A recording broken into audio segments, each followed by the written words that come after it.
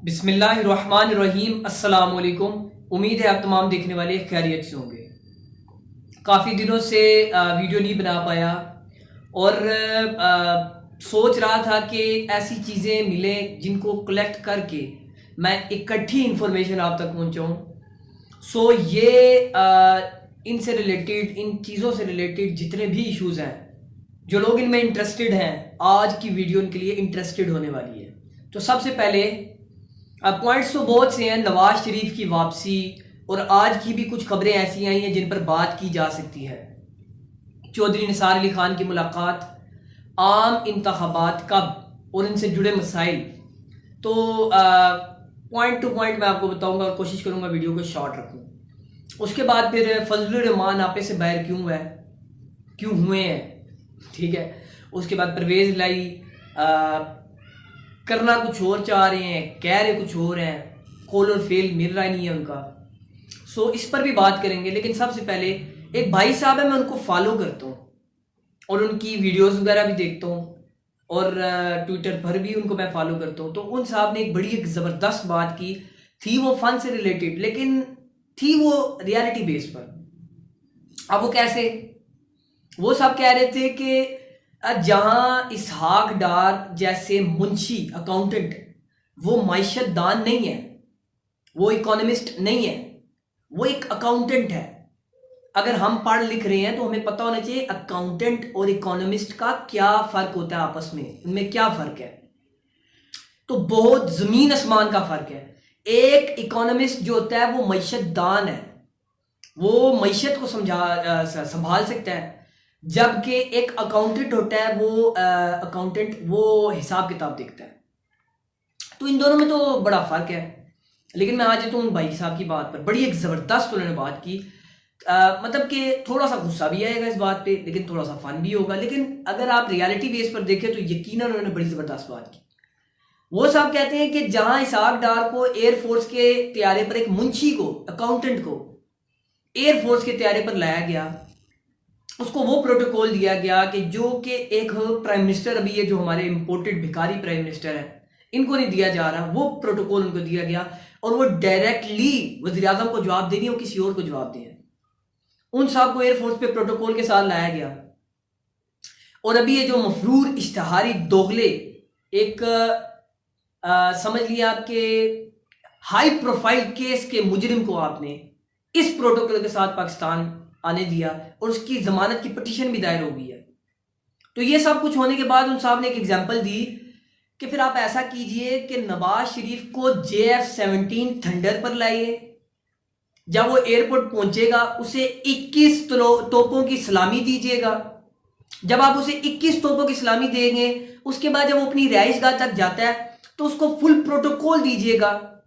और जब वो वहां पहुंचता है तो हर साल आप उसको एक तकरीब दीजिएगा, गार्ड ऑफ ऑनर दीजिएगा।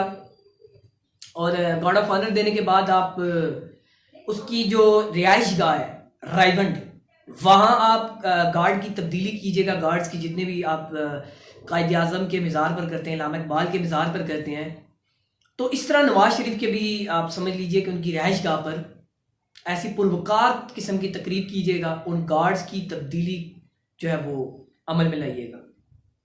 तो ये तो एक फन से रिलेटेड थी, लेकिन कुछ लोगों को गुस्सा भी आओ, यार कायद आज़म और इलामा इकबाल कहाँ और ये कहाँ। लेकिन ये हकीकी मानों में तो यही हो ना, यही चाहिए ना। यानी आपने उस शख्स को सिस्टम का लाडला बनाया, आपने कहा कि वो हीरो है, तो फिर आप ये चीजें भी कर लें, दिखा दें कौम को कि यार ये वाकई हमारा हीरो है, ये वाकई हमारा हीरो, ये इनकलाबी है, ये सिस्टम के साथ जुड़ा हुआ है, सिस्टम इसके नीचे है, पैरों के नीचे इसको रोनता है। ये उसका बेटा, उसकी औलादें, उसके भतीजे, भांजे, बेटी जो भी है, वो सब कानून से ऊपर है। तो जब कानून से वो ऊपर है तो फिर आप ये चीजें करें ताकि अवाम को पता चले कि यार ठीक है, मान लिया हमने, इस शख्स को कोई हाथ नहीं लगा सकता, इसकी करप्शन पर कोई बात नहीं कर सकता। ये चीजें आप करें। उन्होंने तो ये एग्जांपल दी फन से रिलेटेड, जिन्होंने एग्जांपल मजाक से रिलेटेड देखनी थी या इंजॉय करना था उन्होंने कर ली। लेकिन अगर जो इन चीज़ों को सीरियस लेते हैं और समझते हैं कि हाँ वाकई मुल्क में ये हालात हैं, तो उनके लिए बाइसे शर्म है, शर्म का मकाम है उनके लिए। अब आ जाते हैं दूसरी बात। आज की ये खबर आ रही है कि चौधरी निसार अली खान ने मुलाकातें शुरू की हैं काफ़ी ग्रुप से, और उनकी चेयरमैन तहरीक इंसाफ इमरान खान से भी मुलाकात मुतवक्की है। ये आज की न्यूज़ है, और इसमें कितनी सदाकत है ये मैं आपको अभी बता देता हूँ। इमरान खान का कल का स्टेटमेंट है कि जो हमारे मौजूदा आर्मी चीफ हैं सैयद आसिम मुनीर, वो एक हाफिज कुरान है और मेरे लिए काबिल एहतराम है। हम उनको जो है टाइम देंगे और उसके बाद हम देखेंगे। अब टाइम से मुराद ये एक्सपेक्ट नहीं किया जा रहा। लोग कहते हैं कि जी इमरान खान कहते हैं एस्टेब्लिशमेंट दूर हो जाए, फिर उन्हें कहते हैं कि हम उन्हें देखेंगे। तो मतलब आप तो उनके खिलाफ बात करते हैं तो आप उन्हीं को देख रहे हैं, ऐसा कुछ भी नहीं है। वो उनको कह रहे हैं कि वाकई हम देखना चाह रहे हैं कि न्यूट्रल किसको कहते हैं। तो इमरान खान ने ये साइन दिया। चौधरी निसार अली खान की मुलाकात इमरान, देखिए लोग कहते हैं कि चौधरी निसार अली खान की कोई हैसियत नहीं रही अब सियासत में, लेकिन मैं आपको सही मानों में बताऊं कि अगर उन्होंने पॉलिटिक्स करना शुरू की तो नून लीग का आधे से ज्यादा ग्रुप वो तितर बितर करके अपनी तरफ ले जाएंगे, क्योंकि नून लीग को ये पता है कि हमारा मुस्तकबिल नून लीग के साथ नहीं जुड़ा। और नून लीग को ये भी पता है, नून लीग के अंदर के लोग ये कोशिश करें कि किसी तरह हमें तहरीक इंसाफ का टिकट मिल जाए और हम तहरीक इंसाफ की तरफ से इलेक्शन लड़ें। तो चौधरी निसार अली खान अगर वो ग्रुप बनाकर तहरीक इंसाफ के साथ कोलेशन इत्तेहाद का सोच रहे हैं, जैसे काफ लीग वगैरह है, तो फिर मे भी कि चौधरी निसार अली खान इसमें बड़ा फैक्टर साबित होंगे। अब आ जाते हैं, एक और अदम एतमाद का चांस है। ये बात आपके लिए बड़ी अजीब होगी, लेकिन वाकयातन एक और अदम एतमाद का चांस है। वो कैसे? ये जो एल्फी लगी हुई थी पिछले 7-8 महीने से, ये जो एल्फी जुड़ी हुई थी एमक्यूएम से, आप एमक्यूएम को उनका मुस्तकबिल भी, हाल भी और माजी भी जानते हैं।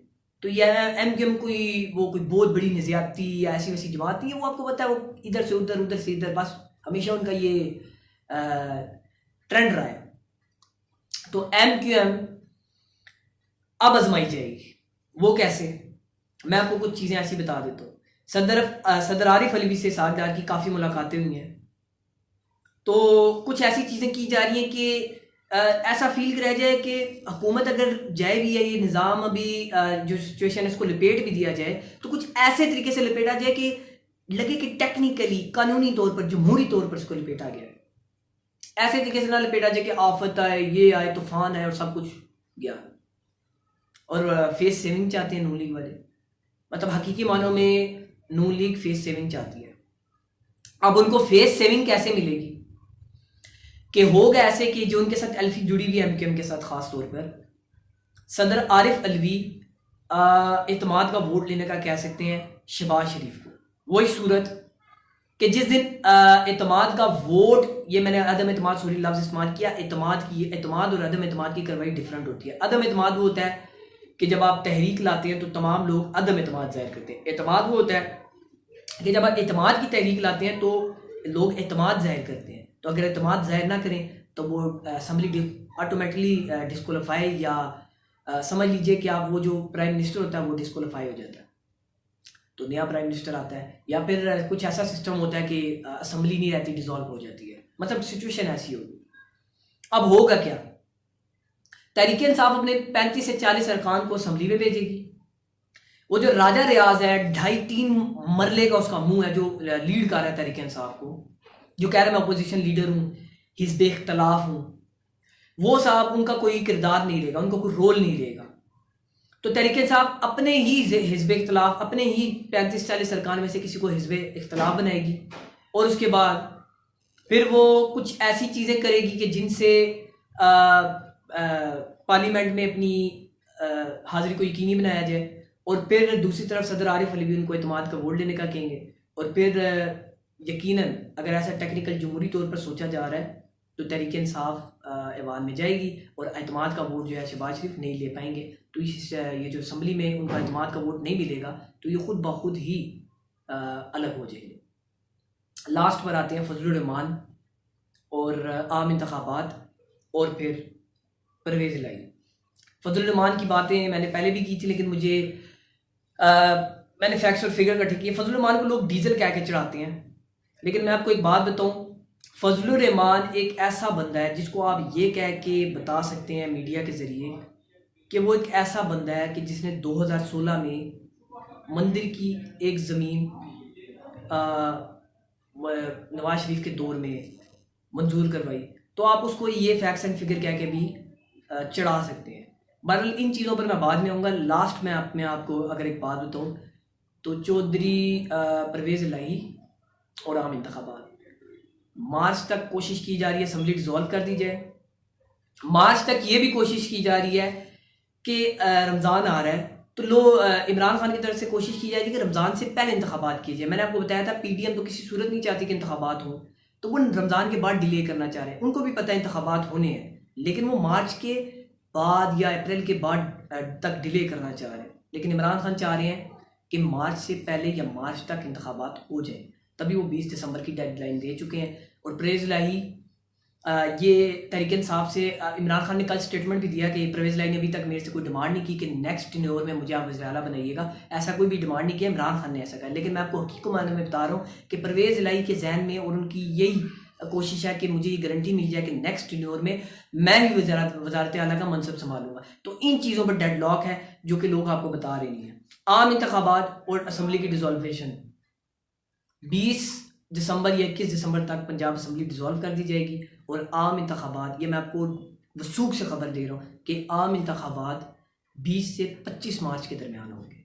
अपना ख्याल रखिएगा। इस चैनल का भी अल्लाह ने